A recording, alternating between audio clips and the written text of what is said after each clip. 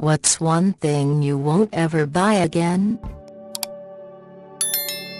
You found one of the 0.1% times it's worth it. Best Buy used to have one that I used, $5 for a 2-year warranty on some earbuds. I've never had them last more than a year, regardless of brand or price, so I got some nice ones. Every time they crapped out, I'd take them in, get a free new set, and they'd let me get another 2-year warranty for just $5 on that pair. I ended up getting like 5 or 6 pairs of $50, $60 earbuds that way. So the original $50, $60 plus just $5 by 5 or 6. Thus I ended up only paying between $75, $90 for what would have cost me minimum $250. Sadly, they stopped doing warranties on certain products, earbuds included, most likely because of stuff like what I did, so I had to stop. It is very weird how you can talk about quitting for years, make some attempts, and go right back to it. But, if you actually manage to quit, after a few months, they smell pretty bad. I imagine that there's probably a lot of variation in how quickly people lose their cravings. I feel lucky in that it's been 6 months since I've had one, and I don't have any desire. I would definitely take a piece of nicotine gum right now if someone offered though. My wife and I did the same thing. She was trying to get me to buy it so we could quit, but I'm too cheap and didn't want to spend the $6.99 on it. I went out for a smoke, came to my senses and went back in to tell her to buy it. So we read it together, and when we started the last page we went out for a smoke, finished the page, put out the cigarettes and didn't look back. Funny, the thing I'm never buying again are nicotine tablets. I tried it earlier this year and I thought I was having an allergic reaction. My throat burned so much that I thought I was going to die. I was alone and probably wouldn't have been able to call 911 fast enough if it had gotten more serious. I went home and bought 3 packs of Marlboro on the way back. So, yup, I'm screwed. Homeowners warranty. I was given one when I bought my house. They would charge $75 to come out to look at an issue, then tell me it's not covered, taking my money and offering fuck all in return. Kitchen faucet stopped running, not covered. Above the stove installed microwave popped and caught fire, not covered. Water leak, not covered. And then when it ran out they had the balls to harass me to renew, and I was like, I got this for free and it still cost me money, go jump.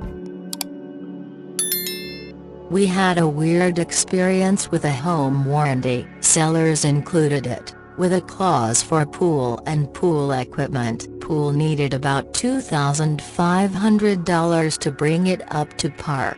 Warranty company gave me the runaround for 4 months, kept sending me to different reps, who after wasting a week of my time would say you need to talk to X, I'll forward this on. And they wouldn't forward anything. I spoke with 7 reps in 4 months, having to repeat the story, having to resend the invoices, etc. It was pretty clear what was happening. I contacted my realtor and explained the mess, and the next day I got a call from some underwriting company who facilitates, I guess sells these warranties to the realtors. He apologized for the runaround the warranty company was obviously doing, and cut me a check for every dollar I spent on the pool. Is it? I mean, I'm tired of all the streaming services and never knowing what service has which show. But I remember back in ye olden days people would say, hey, wouldn't it be great if instead of big cable packages I could pick and choose which channels I wanted and just pay for those? So then streaming services came out so you could pick and choose which ones you wanted depending on what you want to watch, and people are complaining. I know it's not super convenient, but I feel like some people forget you don't have to actually subscribe to all of them at once, like just subscribe to one for a month and then switch to a different one once you're done with your show. MSI Gaming Laptop. I appreciate they're probably excellent laptops, but I bought one between 6 and 9 years ago. It had problem after problem, and had to be sent back to the manufacturer 3 times. I literally unboxed it and it had to go back. Repeat. After the 3rd time I gave up, mostly because it was out of warranty and I'd have to start paying shipping, and let the dodgy IT guy I knew have a look at it, and it worked fine after. But never again. It was my first gaming laptop and I was so soured by the experience I don't know if I'll ever buy anything from the brand again, despite knowing 3 or 4 people personally who have MSI gaming laptops and have never had a problem. I will always warn people away from Wish. I used to work for a bank and one of the most common calls were people questioning amounts as low as 99 up to about $5.99 coming out of their accounts periodically. It was Wish. They were taking money out of accounts after one-time purchases without the consent or knowledge of the customers. It was scary the amount of times I'd have to cancel and reissue a bank card, because once they have the card details, canceling it is the only way to stop the payments from coming out, and advising customers to submit a transaction dispute form to get their money back. Wish is a site with scummy practices. It's percent hit or miss with like a 30% success rate. Basically they sell inventory that doesn't meet quality control of like the knockoff products. I ordered a Marvel compression shirt that's normally $80. I got it for $4.07 plus $2 shipping. I grouped it with like 8 other people. I ordered a men's XXL and what came was a boy's M. Tag said XXL. It wasn't a big deal. I didn't even waste time on customer support. I just gave it to the neighbor's kid for Christmas. Tried again for some other things and it was successful. But you are not getting anything of sound quality, that's for sure. So pretend that you are purchasing things from a very low-budget dollar store. Oh, and it takes like 4 months to get to Canada. I Q-tip my ears every time I get out of the shower. Went to a hearing specialist last year and he said I have amazingly clean ears. I expected him to say my ears are packed with wax. But apparently my bad habit has actually been helping me, because the warmth and moisture of the shower melts the wax and the Q-tip then wipes it all out instead of pushing it in further. He also said I have better hearing than most infants, so I'm pretty proud of that. I also thought this was true until Air Canada stole $2,000 from me by cancelling my flight in 2020 and then not offering a cash return. They gave me airline credit instead. I said fuck that, you cancelled the flight. It's not on me, it's on you. Then they said hey, fuck you buddy, we already have your cash. Eat a bag of dicks. So I called Visa and told them to undo the credit card charge. Visa said since they offered some sort of recompense there's nothing they could do. cruises too. I once bought one for a Norwegian one that promised me that in case of bad weather they'd refund, no questions asked. Bad weather came and made me missed it. They acted like it was my fault and made me jump through all these hoops and made all BS excuses. Finally they offered me a voucher for another cruise. I didn't want to go since I hated them, but it was better than nothing. I'll never buy anything from Staples ever again. I used to work there and I was treated terribly. One time the assistant manager called me away from the register and got mad at me for leaving the register unattended. I yelled, "You called me back here. I was just doing what you said." Then I was fired. I worked there for almost a year, and I was treated like crap every day. The worst was a coworker who would always take over my register because she would just assume that I had no idea what I was doing.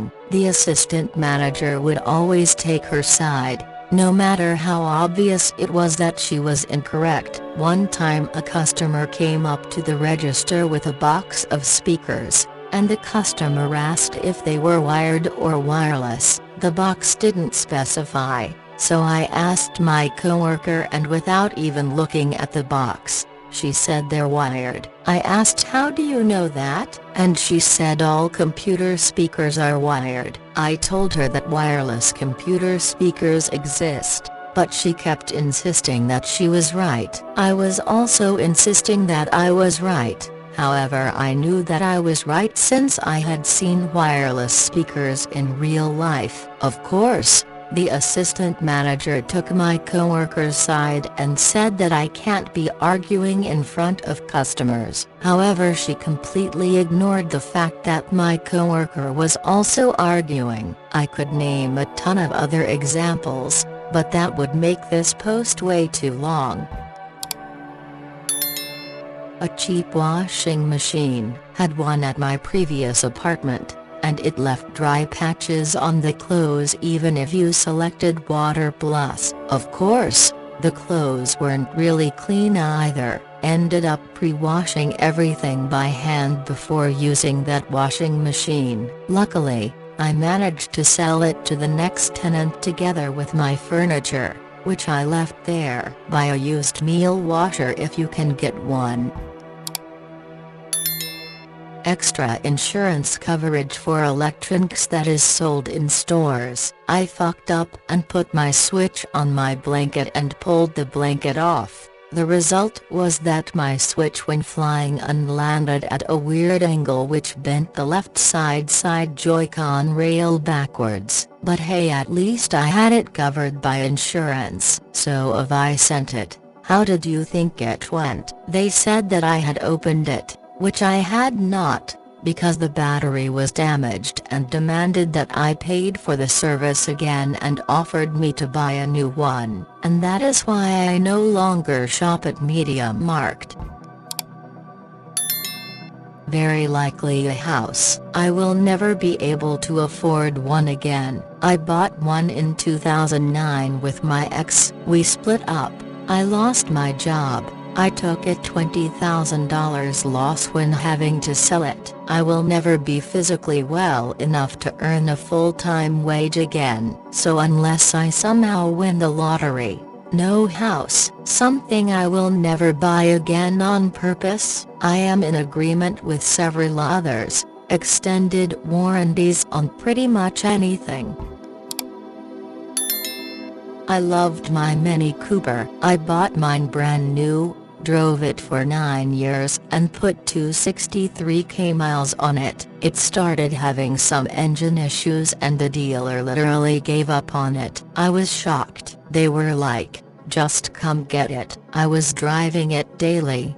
The problem didn't seem that bad. Like I needed a new timing chain, would have been first time ever. But then it needed brake work and I guess that overwhelmed them. I don't know. I used to think service was overpriced, but then I got a Chevy after that and service wasn't insanely cheaper. I'm moving on to electric vehicles though. If Mini would make a NEV with more than 100 miles of range, I'd buy another.